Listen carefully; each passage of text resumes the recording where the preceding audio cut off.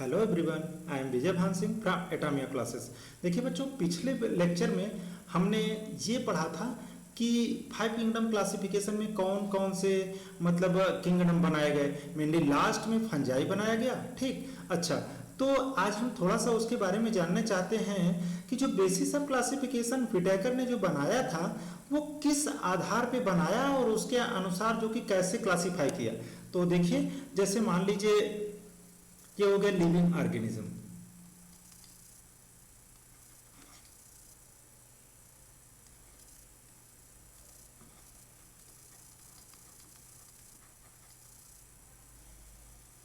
जो living organisms थे उनको उन्होंने जैसे मान लीजिए सबसे जो पहला बेसिस ऑफ क्लासिफिकेशन है वो क्या है, सेल स्ट्रक्चर।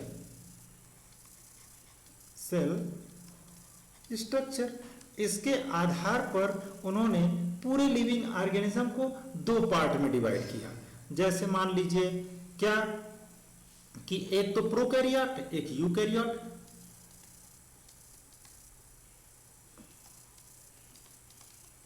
प्रोकैरियोटिक और एक हो गया यूकैरियोटिक।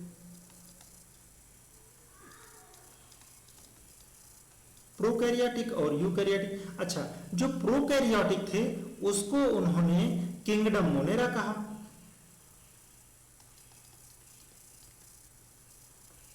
मोनेरा पहला किंगडम बना, ये जो कि है पहला किंगडम बना, पहला किंगडम जो कि मोनेरा बना। फिर जो यूकैरियोटिक थे उसको जो कि है दूसरा बेसिस ऑफ क्लासिफिकेशन थायलस ऑर्गेनाइजेशन, इसके आधार पर भी उन्होंने 2 पार्ट में डिवाइड किया। देखिए थायलस ऑर्गेनाइजेशन,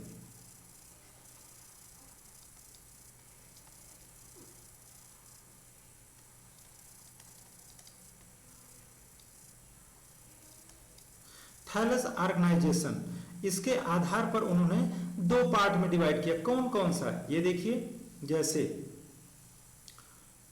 यूनिसेलुलर और multicellular.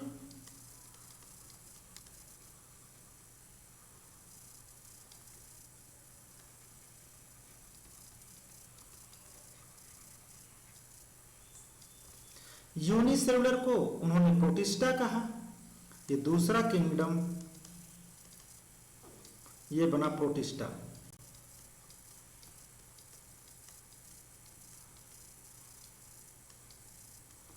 Protista.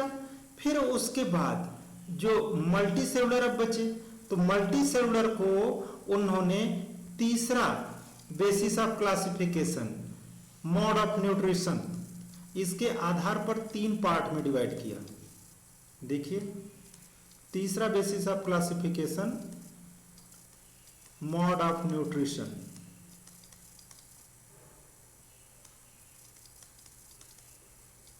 Mode of nutrition के आधार पर और कौन कौन से, देखिए ऑटोट्रॉफ, हेट्रोट्रॉफ,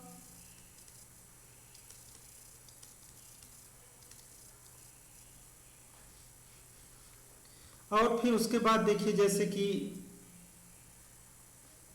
सेप्रोट्रॉफी।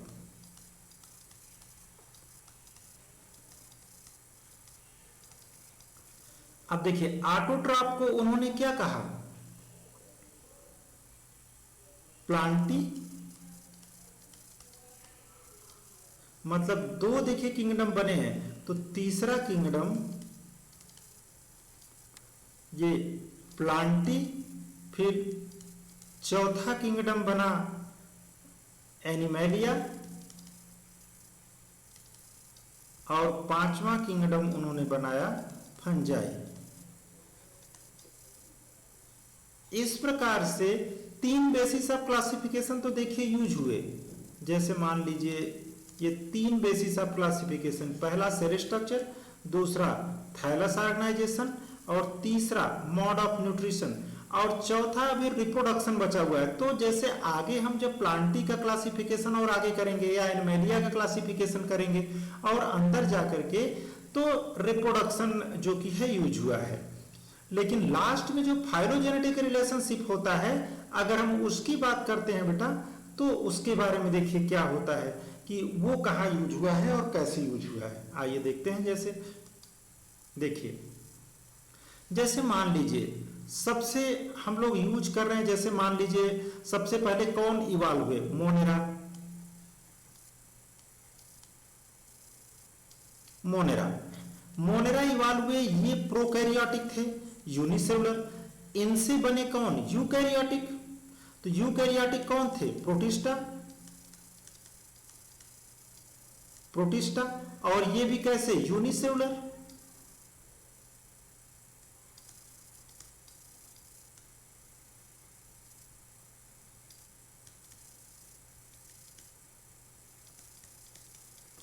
और ये कैसे हैं? प्रोकैरियोटिक। ठीक। और फिर उसके बाद इससे जो कि 3 डेवलप हुए, कौन कौन? जैसे मान लीजिए एनिमैलिया,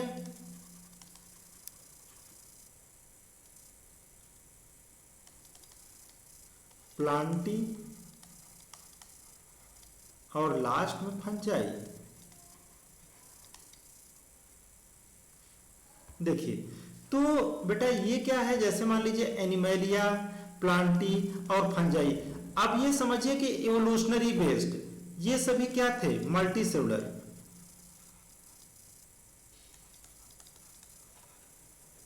multi cellular eukaryotic. Multi cellular eukaryotic, ये इस प्रकार से ये मतलब ऑर्गेनिज्म हुए। और सभी का मतलब न्यूट्रिशन कैसा हुआ? इसका हेट्रोट्रॉपिक। और इसका कैसा हुआ? अगर हम बात करें तो ऑटोट्रॉपिक। ये कैसा? सेप्रोट्रॉपिक। तो आप देखिए कि इनका जो इवोल्यूशन पॉइंट ऑफ व्यू से जो फाइलोजेनेटिक रिलेशनशिप बता रहे हैं, तो मेनली जो कि क्या है, हम इधर से चलेंगे। देखिए ऊपर की तरफ मान लीजिए चल रहे हैं, तो मतलब इनका आपस में संबंध क्या है? कौन किससे इवॉल्व हुआ? सबसे पहले मोनेरा हुए, फिर प्रोटिस्टा हुए, प्रोटिस्टा से तीनों बने, एनिमैलिया भी बना, प्लांटी भी बनी और फंजाई भी बनी। तो ये हुआ फाइलोजेनेटिक रिलेशनशिप। अच्छा, तो ये बातें तो हो गई 5 किंगडम क्लासिफिकेशन। कुछ इनके जैसे डीमेरिट्स भी हैं, थोड़ा सा हम डीमेरिट्स पढ़ लेते हैं।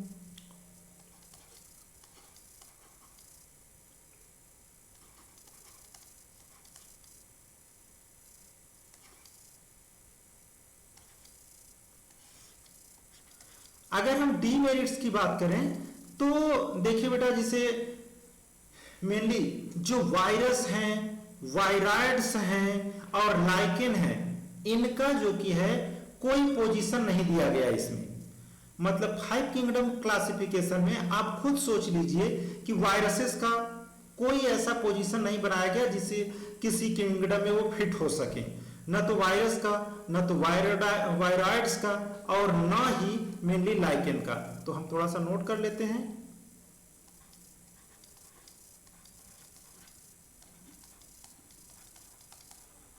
No position of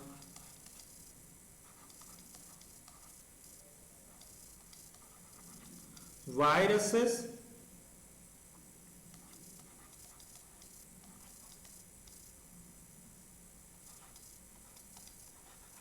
viroids and lichen।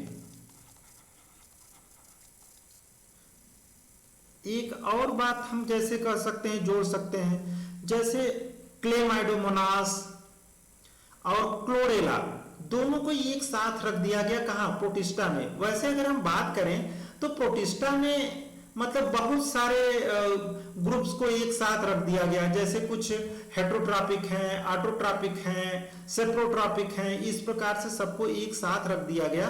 तो ये भी पूरी तरह से ठीक नहीं है। जैसे मान लीजिए थोड़ा सा एक हम लिख लेते हैं, जैसे मान लीजिए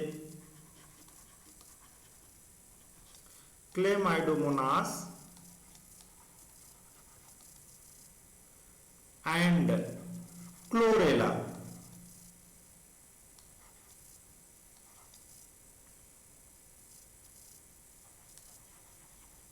chlorella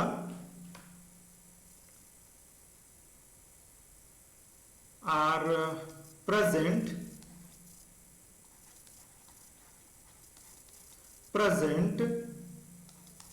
in kingdom kingdom protista.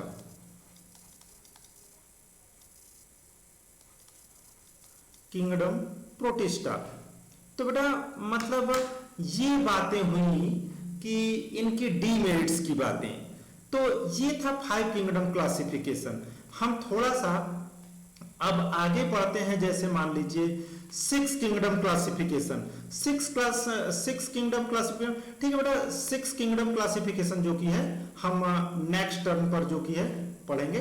ठीक, ओके, धन्यवाद।